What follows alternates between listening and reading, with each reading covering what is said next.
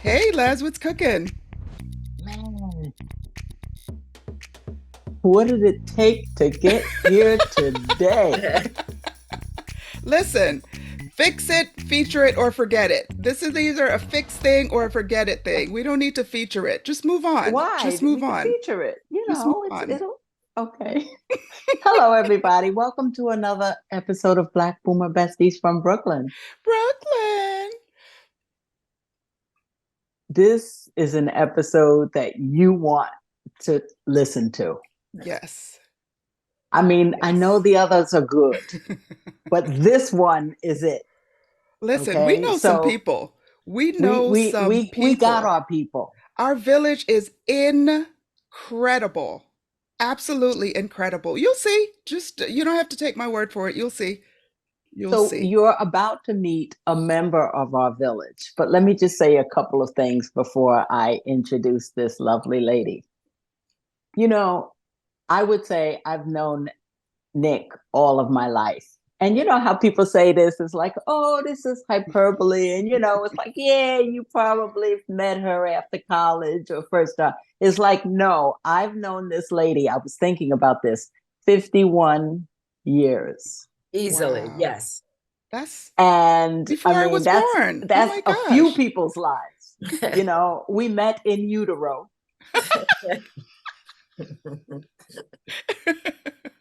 Leslie hasn't changed.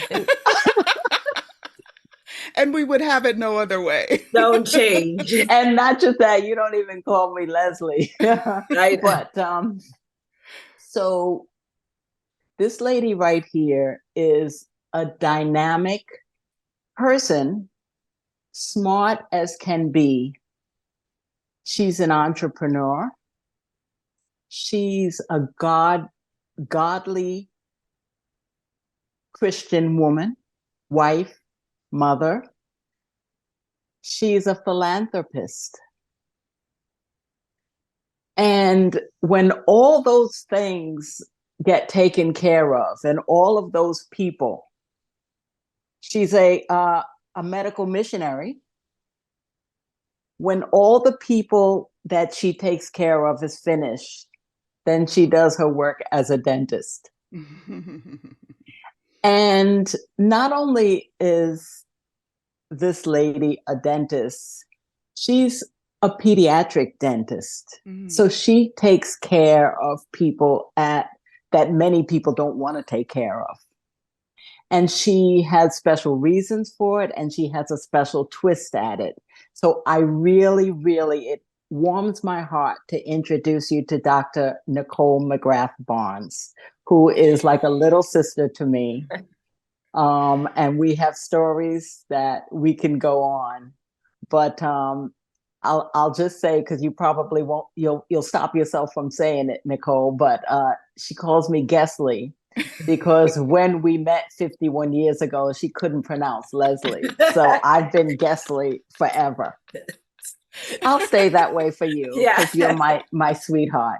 Welcome, Nicole. Introduce yourself. Welcome, Oh, Nicole. welcome. Thank you so much, Gesley and Ange. Thank you. This is such a wonderful opportunity. I'm honored.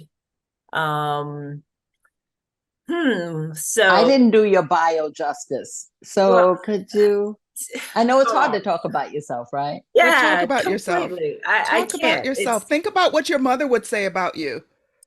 I I can't do that. It's such a hard thing for me to do.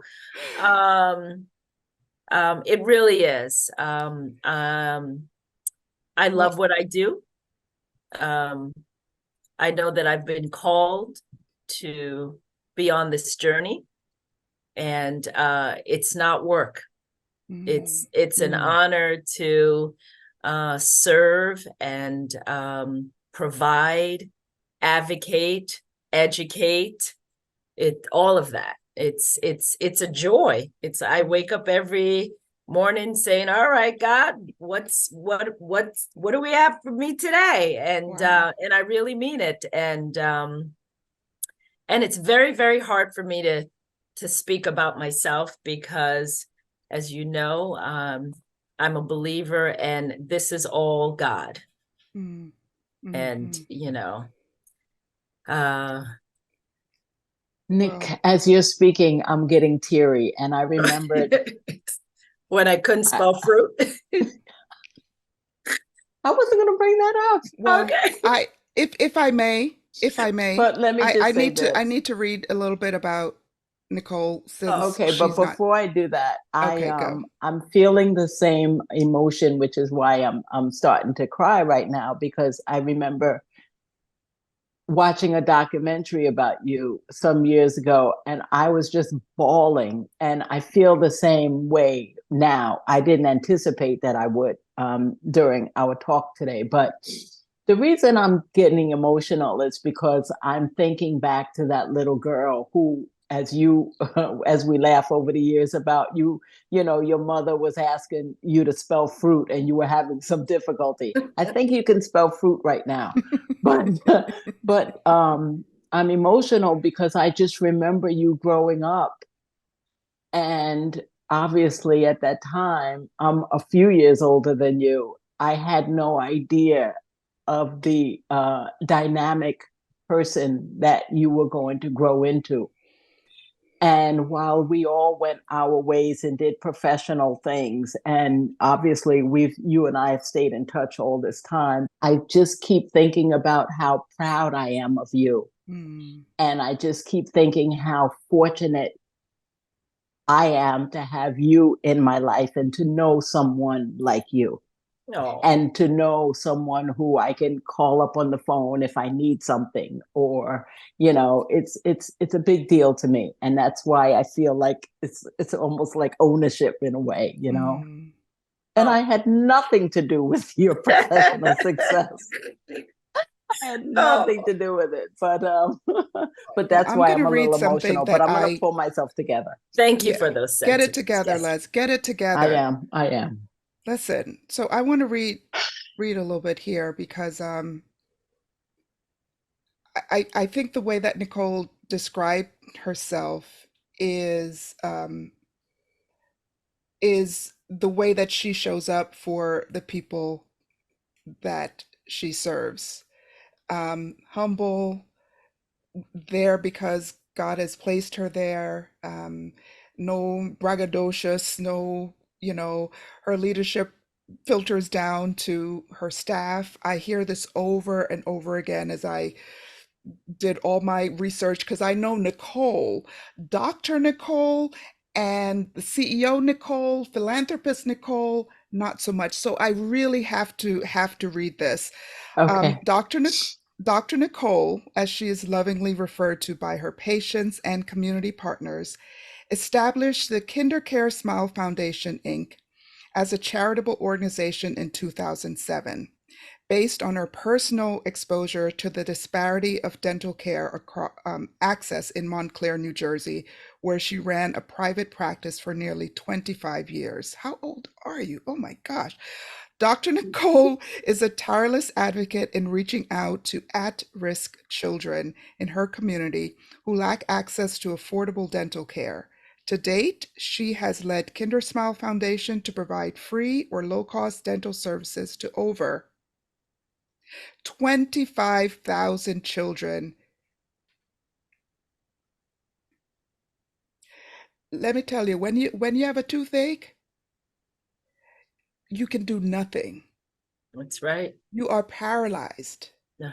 25,000 children in New Jersey and traveled to Jamaica, Trinidad, Haiti, Nicaragua, Peru, Guatemala, the Dominican Republic, Ecuador, and Israel. I just saw you just had a mission trip to Israel to donate dental care to children and adults. She earned her dental degree from the University of Maryland School of Dentistry and completed her residency program at UMDNJ, Newark, New Jersey. She's also successfully completed the leadership program in 2010 offered by American Dental Association Institute for Diversity and Leadership in partnership with Northwestern University Kellogg School of Management. I'm going to stop there because it would take us 45 minutes to read through this. Unravel So that and this is the caliber of professional heart, just a good person. And I think we're so fortunate to be on the planet at the same time that you are. And when I think about 25,000 children, just the scope of that, and how much you had to wake up each day and keep doing the work, keep doing the work, keep doing the work, keep doing the work. It takes a lot of getting up to minister through your dentistry to 25,000 people. That's That for is sure. incredible, Nicole. That is incredible. Thank you. Thank you. Wow. And the other thing that I think is so fascinating about your work is that this is not something that you had to do. You could have gone into some cushy private practice with patients who, you know, were paying patients, and not necessarily the neediest population that you choose to serve on a regular basis. But I just want you to mention, because Ange mentioned the toothache. Yeah. Most people don't know the correlation between dental care and dental hygiene and systemic illness, and what that does for your entire life. Yeah. Can you just mention the import of catching children at toddlers? I see she deals with toddlers with huge plate toothbrushes. Yeah. And tell me about that. Talk about that a little bit. Yeah, for sure. I always say you don't know what you don't know, right? So education, intervention, and prevention is really big with our organization, with Kindersmile Foundation, and educating mothers and children at a very young age in our marginalized communities is so important because of the broken oral healthcare system that has plagued our marginalized communities, right? And it's systemic. You start with the toothache, then there's a label, then there is mental health issues, then there's medical systemic issues, then your medical health is compromised, then you are a menace to society, then you get incarcerated, and the cycle goes around. Wow. And that's the reality of it, because oral health is truly the gateway to total health.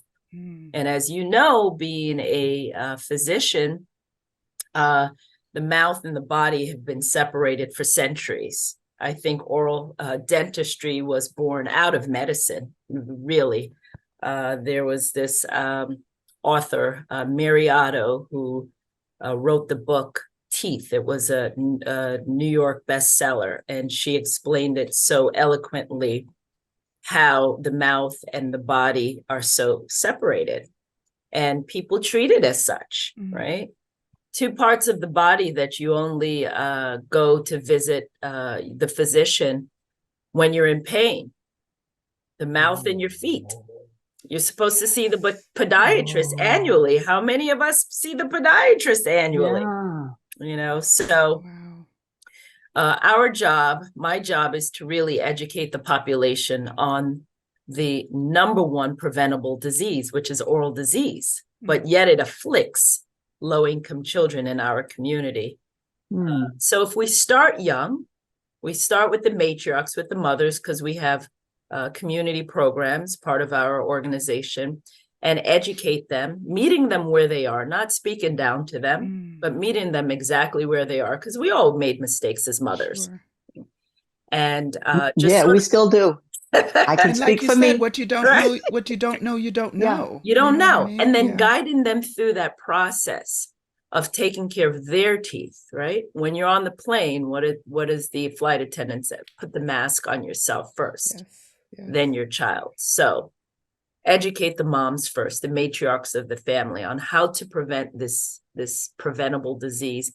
Then that invaluable information trickles down to the children, and you can prevent systemic disease, heart disease, diabetes, low birth rate, right? Low all birth through weight. oral health? All through oral health. What? All through oral health. the acidic bacteria in the mouth trickles down through the blood in utero at 100%. The bacteria, what do mothers do when they drop their pacifier and they're not around there you go. What do they do? Yeah. They're transmitting those bacteria, that medium of bacteria to the 100. So it's education. So Nicole, I know you also have a program for pregnant mothers. Yes. Pregnant. Yeah. Yes, we've got some great programs. In addition to providing comprehensive dental services to the children and families in the marginalized community, we have community programs, and we say we're in the community and for the community. Actually, we had a community program first, and that's how the foundation, that was the impetus of how the foundation was actually built. And it was through a personal story. So the first decade plus of my career, you check all the boxes: doctor, private practice, nice home, vacation home, kids in private school. I was very empty as a health professional. Not happy, very, very, the private practice, the sector, trying to mold in what society feels you should be as a dentist, let alone a Black dentist, right? And let alone a female Black dentist. There you go. That was next. And a female Black dentist living in Montclair. Lot of pressure, a lot of stress, trying to conform. And I hamster wheel. Yes, hamster wheel, right? And you think that you have all of these monitor and boom, life is great. Well, no. So long story short, I knew ever since I was a little girl, I was a servant. I was always babysitting, taking care of the elder, and so forth. So I knew that was missing in my life as I finished my career. So I had a nice long conversation with God. And I knew that I had to go back into serving. So there's a difference between providing a service and serving your community. So for decades, I was providing a service, but not serving my community. And that's where the void was. So when I had that revelation of I need to serve my community, that's when my trajectory of professionalism changed and I went into public health dentistry. Wow. But it wasn't until the story. I decided to go and volunteer at a local Head Start in Montclair once a month on my day off. Then I noticed that a lot of the children had Black teeth, mutilated teeth, and I'm scratching my head because I'm new to Montclair. Right. I grew up in Brooklyn, New York, right? With Black. Exactly. And so I asked the executive director, what's going on? Aren't we in an affluent area? Why am I seeing what I'm seeing? And she explained to me what the Head Start program was. So I literally had to educate myself on what the Head Start program is about. It educates children at or below federal poverty level. Okay. So then I ramped up my services. I said, any child who needs a dentist can come to my office free of charge, just long as you bust them. And they took me up on that. And then one day I was home cooking dinner with the children, and I got a phone call from my office, and there was a 5-year-old girl from the local Head Start who had an abscess the size of a golf ball. She had it for 3 months, 5 years old, little Black girl. Now, although she went to Montclair Head Start program, she lived in Union City. And she used the address, miles and miles that's away. Right. She used the address of someone in Montclair so she can attend that Head Start program. Wow. So grandaunt and mother, her village, could not find a dentist within a 5-mile radius to accept her Medicaid. So she was walking around with an abscess, literally the size of a golf ball. For a day, much less months. What? 3 months. So that night, she could have died. So that's right. That night I went home and I bawled because I looked at my kids and I said, my son was almost that age. Yeah. I'm like, what am I doing? What's going on here? I'm a health professional. How is this happening here in the United States? And that night, Kindersmile Foundation was born. And that has been my journey ever since. Oh my God. Hallelujah. Wow. That's part 2 of it. Gosh. The next day, I go to my accountant and I said, look, I want to start a nonprofit. He looked at me like I was crazy. He was like, do you know what it entails? I said, I have no clue. He said, well, you got to do this. You got to have a board, bylaws, this. And I literally felt defeated when I left his office. And like, I can't do this. I went back to my office. I sat at my desk just like that. And I said, God, if this is you, if this is truly you and not me, I need confirmation. And I left it alone. That sounds like something you would do, Ange. I'm literally like, I'm waiting. I'm waiting. Exactly. I'm sitting there and my receptionist comes and she drops the mail on my desk. I fussed through my mail and there was the quarterly American Dental Association quarterly newsletter. And on the front cover, a 12-year-old boy, Diamante driver, died in Prince George's, Maryland from the same abscess that a little Z had. And I said, that's it. This is my journey. Wow. Oh my God. And here I am. Dropped it on your desk then. Just that went literally after I said, God, you got to give me a confirmation. You asked for it. I did. Yes. And there it was, front page. Let me give you another story that I was thinking of in terms of how serious dental disease is. Omari, by this time, he was in college in Chicago, and his kidneys were compromised. So he was clearly on steroids. So he was immune compromised because he was taking steroids for kidney trouble. And he had a tooth extracted. The tooth got infected. Immune compromised, whatever. I wasn't there, but I remember speaking to him several times on the phone and saying, you got to go back. And he's like, I'll just, whatever, staying in the bed or whatever. By day 2 or 3, he couldn't even speak. The tooth was so bad. It was a lower tooth. And I was telling his girlfriend, you need to get him to the hospital because he's immune compromised and he has a problem. Yes. By this time, Omari couldn't speak, so he wouldn't even come to the phone. By the time he got to the ER, they were calling me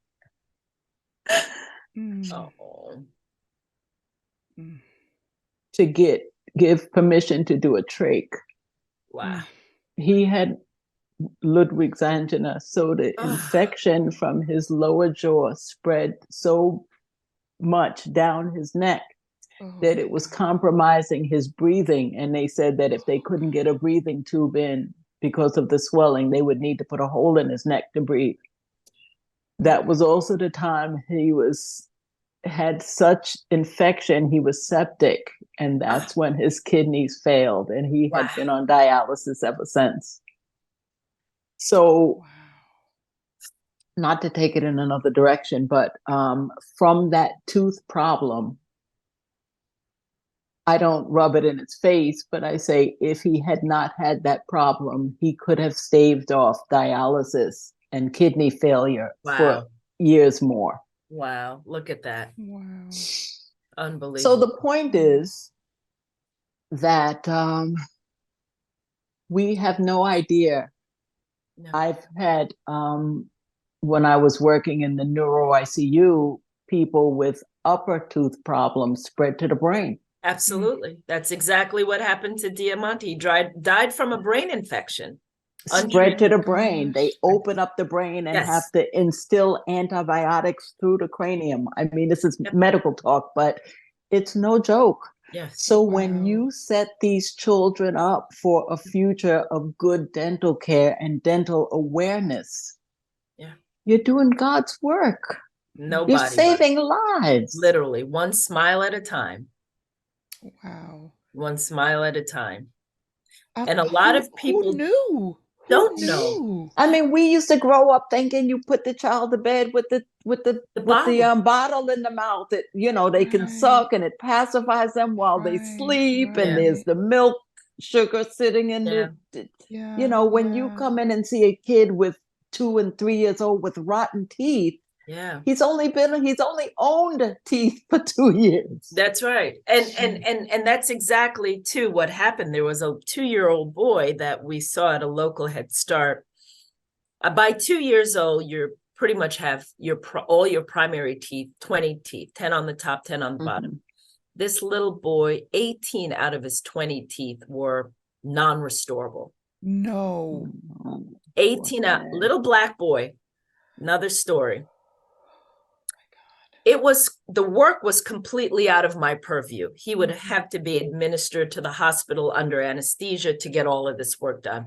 That's something that I was not doing. So I referred him to a specialist. Long story short, 2 years old, a baby. Long story short, we go back to the school because we go back every 6 months into the school, simulating, you know, them going to the dentist. We go to check him out. He's not in the class. And we're looking, and I go to the teacher. I'm like, where's little Jay? They're like, well, he's doing speech therapy. And I said, speech therapy? Why is he in speech therapy? This time he's probably about 3. And she said, I'm not sure. He's in there with other kids. Now, this is a predominant, Head Start educates predominantly Black and Latino kids. So I literally knock on the door and I interrupt. And she's like, I'm looking for little Jay. He needs his checkup. And come to find out, because they had to prematurely, because your teeth naturally exfoliate or fall out, they had to prematurely extract a lot of his teeth. And some of the teeth that they had to extract were his upper anterior teeth. So when you extract your upper anterior teeth, your tongue can't lay behind your teeth to enunciate and pronunciate. So they thought he had speech problems. The first label as a Black boy. Right. Oh my God. And I was like, he doesn't belong. He had teeth problems. That's right. I'm like, he doesn't belong there. Take him out. I mean, I had to literally jump through hoops and advocate for this young kid because they didn't know. So how could his mother know? You know, well, his mother wasn't in the picture, unfortunately. His mother was addicted to substance abuse, and he was being taken care of by his father, but long story short, the first label, fast forward 12 years, little Jay's now big J, 14, at one of our dental homes in Bloomfield. Affect completely flat, mental health issues. You're bullied. You know, when you get these, you get one label, you're bullied, then you go into another, and it becomes this.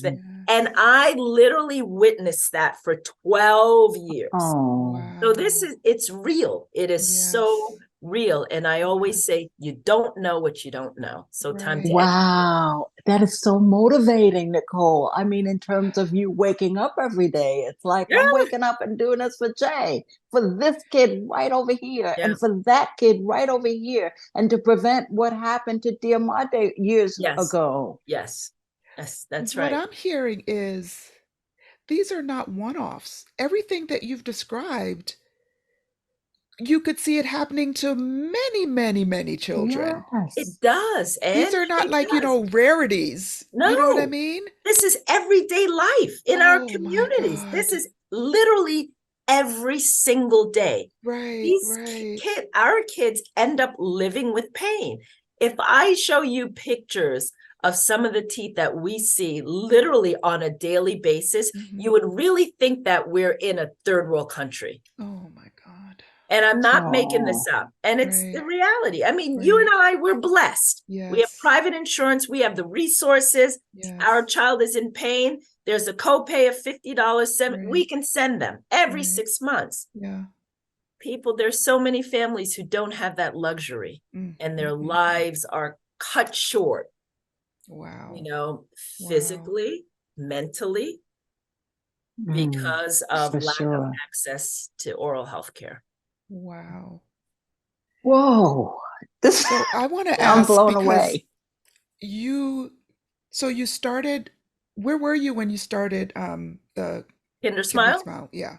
I was in Montclair, New Jersey. I was nonprofit and private practice. Okay. So you had cloned yourself. I guess. Okay. When I look back, I don't know how I did. Married with 3 kids, the grace and mercy of God. I have no. Wow. Yeah, for real. And then I know that you branched out, Yes. and then you branched out again. Yes. So it seems like you kind of created this repeatable, this scalable Yes. operation. Yes. That is like next level, because It's kind of next doing level. it transactionally is one thing, Yeah. but when you create something that can be duplicated and triplicated and people can come in and see how it's done and take it to that is next level, Nicole. Like, That's and Holy Spirit led level. Literally it oh is. my gosh, Because the 3rd dental wow. home was open in the thick of COVID. And when I look back in 2020, literally, that's why when you say introduce yourself, I Yes. mean, Yes, I I'm get just a it. vessel. That's I get all, it you know, now. I get it I now. say I'm just an obedient vessel. Yeah. Okay, well, But Yeah. introducing yeah, you was my work to do then. yeah. So I'm glad I took that on. I understand why you couldn't. There was nothing Right. stopping me. So So, Ange, I walked into I think that's the newest Kindersmile location in Right. Trenton. Yes. so you went to Bloomfield after Montclair and then Trenton? Yes. So Bloomfield was our first dental home, and we call it a dental home, not a clinic, office, or centers, because our children and families are so used to going into clinics and centers that are Yes. subpar, unprofessional. So we wanted Right. to call it, we Right. call it a dental home, culturally Wow. sensitive. It looks like a private practice. This is for Right. you. You're a human being with dignity. Yes. You deserve this, and we're going to Wow. give this to you. So Right. the first one in 2016 was in Bloomfield. And then the second one was in 2019. The Boys and Girls Club of Newark had a 3-chair dental center there. They reached out to us because they saw the work that we were doing in the community, and they said, come take this over. Wow. So we're in Newark, serving the Newark community and the members of the Boys and Girls Club of Newark. And then a donor heard and saw what we were doing and said, you gotta bring this to Trenton. There's such a need. And I knew nothing of Central Jersey, Right. nothing Right. about Trenton. Right. Did a lot of research, and it took about 2.5 years. And Trenton is the only dental home that we serve children and adults because there's such a need. That's what I was going to say. Wow. I walked in this place and I'm like, what? It was like a dental wonderland. Oh my gosh. You know, Wow. when you entered, the colors are warm and inviting, the chairs, you know, I'm sorry to say, Nicole, but I walk in my dentist's office and I still have that anxiety. Right. You walk in there, it's bright, it's colorful. There are child-sized brushing stations with sinks that are little, with mirrors and toys and activities and books. And then you walk a little bit more and there are adult chairs there. You know, it's like, I'm like, who did this? Little Nick? I just keep saying, you know, Little Nick. Yes. Yes. Yeah. Yes. So Wow. I want to ask, what does Dad think of this? You all don't know, but Nicole is a second generation dentist. Her dad is a dentist as well. So what does he think of this? I mean, like, what does he say?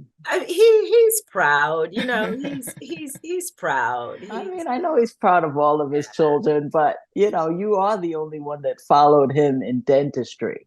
Yeah, and it's interesting how it's interesting how I ended up in dentistry. It wasn't directly because I saw my dad as a dentist. Right. Right. So can you tell that story briefly? What? How you ended up in the industry?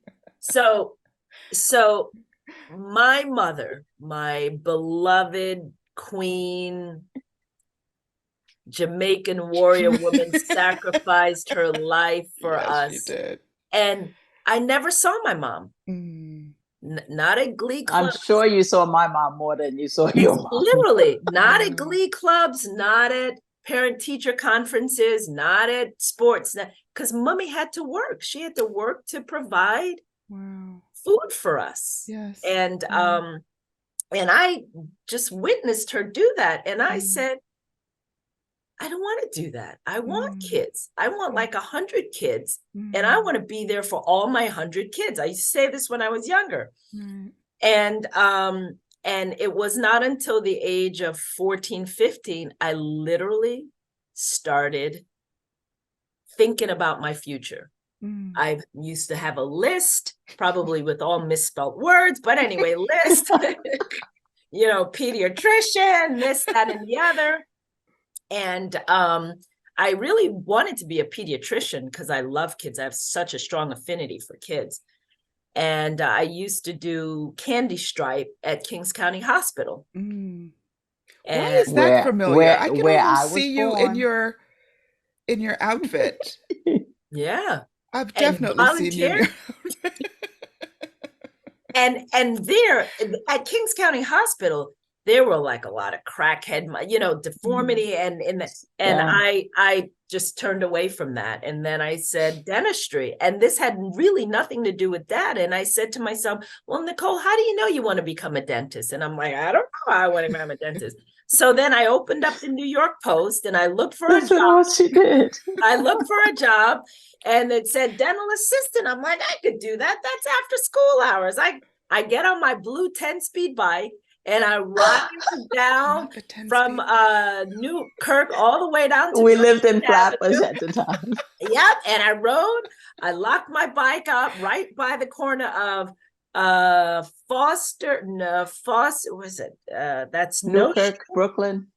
No, Nostrand. And where was that pizza place?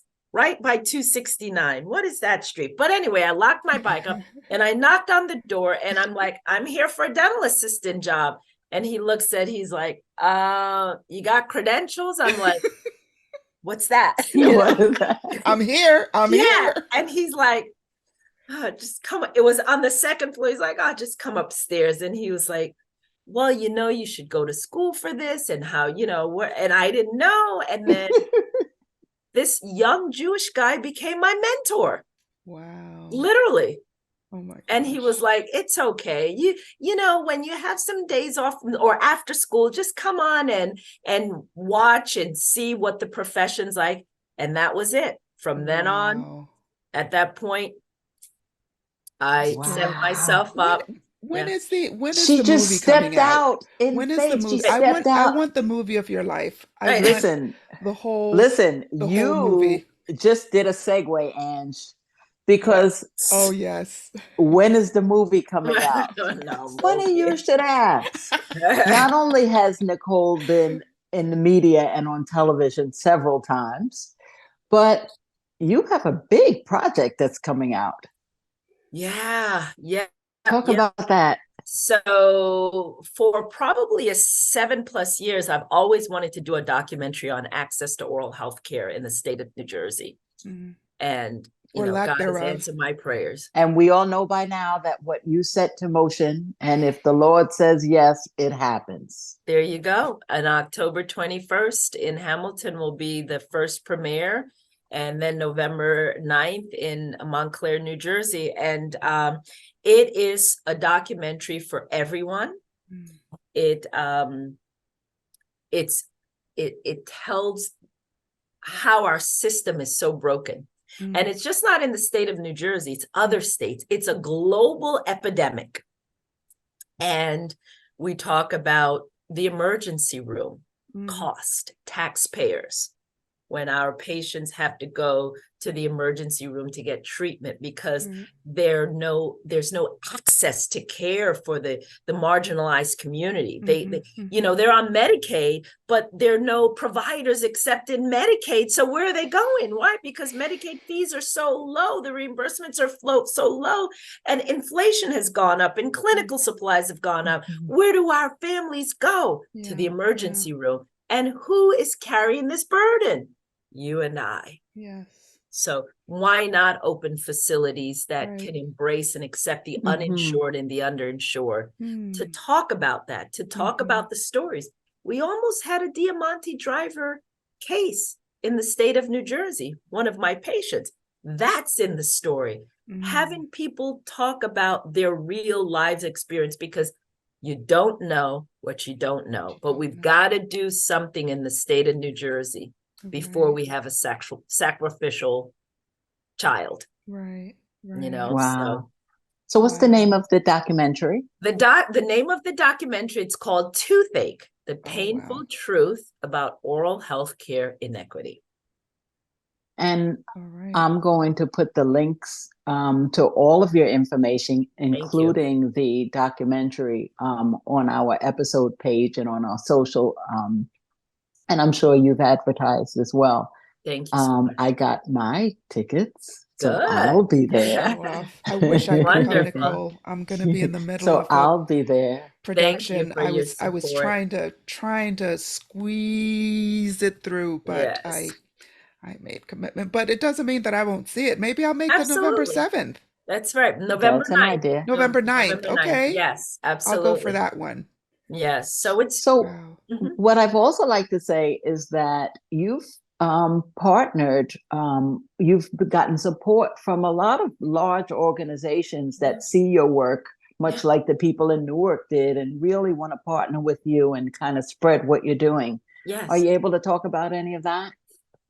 So, yeah, I mean, we've, you know, I always say, you know, with the Lord, you're patient, you're just obedient, you sow those seeds, and in his perfect timing, they'll start to bear fruit. So all the seeds that we've sown 16 years now are starting to bear fruit. Partnerships with some potentially Capital Health. Can't really talk specifically about that, you know, but partnership there with potentially Robert Wood Johnson. We have a partnership with Mercer County Community College where we formulated a dental assistant program in the Trenton area to increase workforce. And our chief dental provider, Dr. Stephen Vasso, runs that program. And we want young people to have hope and opportunity in their own community. So why not in the dental profession? And once they finish the course, we tend to hire 50% of them or make sure that they find jobs. So a lot of great partnerships. We have partnerships with over 200 community partners. We partnership with First Lady Tammy Murphy with her Nurture New Jersey, which is incongruent with our perinatal health and wellness program. And about 2 years ago, I constructed, I don't know if that's the right word, but formulated a bill that was just most recently picked up by the Senate, some Congress people in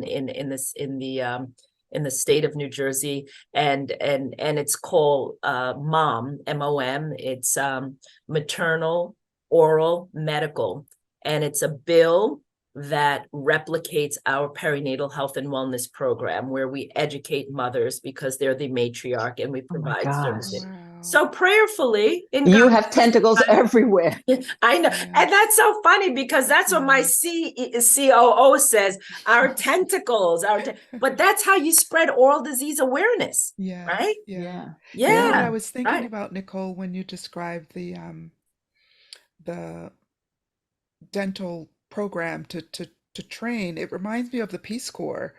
How you train these people, they go out and then they serve, right? Because they got this training and they serve. So to have something like that in Trenton. In Trenton, I used to live close to Princeton, in Millstone Township. So exit 7A, 8 in that area. Jackson, And yeah. when we would, so when we would drive through Trenton, beautiful, but really depressed area, Yes. but you could see that it had a history. Yes. Right. And if money was put into it, all those old Yes. buildings and, Yes. you The know, you beautiful could just see homes the and stuff. bones Yeah, of a the really Victorian beautiful, homes. Yeah. place. And so when I think it was when your sister came and to check out the place, I wanted so much to be there. I wanted so much to be there because it's like Yeah, you were I missed want to because we see the had a new good old Trenton. time. What's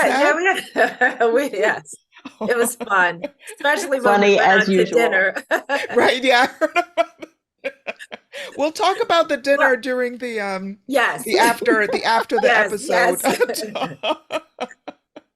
If you want to hear about the hilarity that ensued, well, whenever we get together, become one of our Patreon subscribers. Right, You'll get all the We are going to deets. be talking about that after the episode.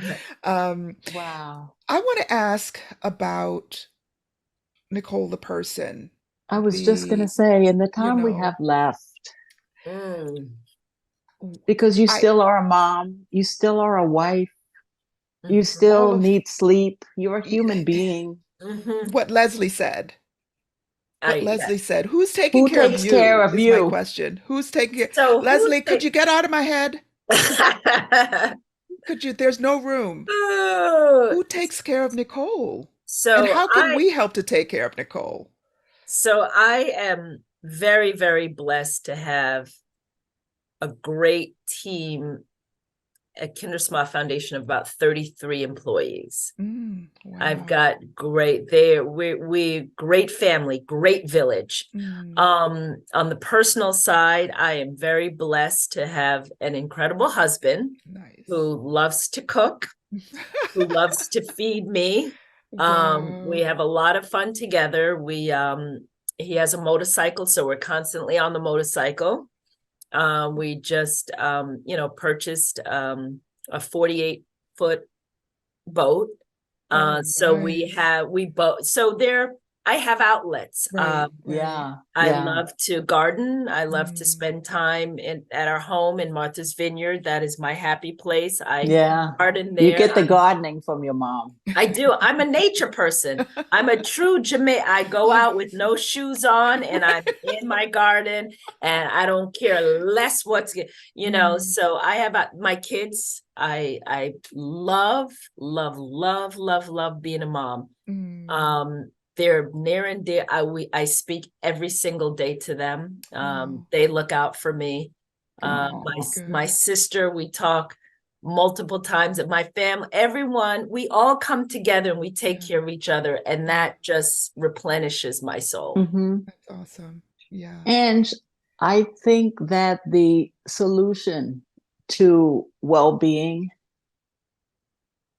is when we look outward. Yes. The happiest people seem to be the people that are not focused so inward, but look outward. Amen. Without a doubt. I guess. Why? Because we're called to be servants. And when we're obedient, it works. When people say, like, how do you sleep? I sleep well. Today was a great day for me. You said that as soon as we asked you how was your day. Today was a great day. I went to the gym today. I'm able to go, meet my husband for lunch and do all of this because it's not a chore. This is a joy. I mean, yes, I'm up 1, 2, 3, 4 o'clock in the morning, but it's a joy. Yeah. You So you sound like work. somebody I know, the other person on the show right now. Leslie's the same way, like, oh, I love my job. I'm like, I love it. I love it. I said, if they didn't pay me, I'd be okay. I just don't tell anybody. Right. But they don't have to pay me. I'm good. Yes. I just want to remind people that it is possible. I love what I do also. It is possible to lean into your joy. Yes. Right? Yeah. Lean into your whatever joy. that looks like for you. Nicole left cushy, and people would think that cushy is the bee's knees. That is where to be. And she was empty. Completely. And she's full and enjoys going to work and serving people every day, and she's never felt better. Never, ever. You know what I mean? Yeah, that's it's so like true. we gotta flip that. We really Yes. have to flip that. Yes, yes. Well, that is a perfect place to end. Okay. It's like I can't believe the time has flown by, but it I know. has. Yes. Leslie is a timekeeper because I am. would just keep talking. Because you just get lost and Leslie. keep. Right, you do, you do. But thank you so much, Nicole, for being here in Thank this you, setting. Nicole. I mean, obviously, I see you in so many settings, and I love you. You're my sister. I'm just immensely proud of you. And you just keep saying, "What for? What for?" Don't worry. I just am.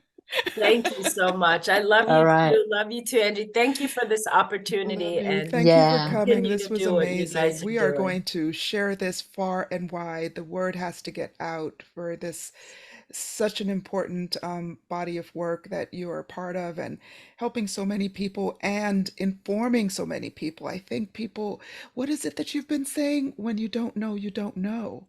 Yeah. You don't know what you don't know. Thank you for allowing us to be a part of getting the word out. It's really been a pleasure. So this has been another episode of Black Boomer Besties from Brooklyn. Brooklyn. Brooklyn.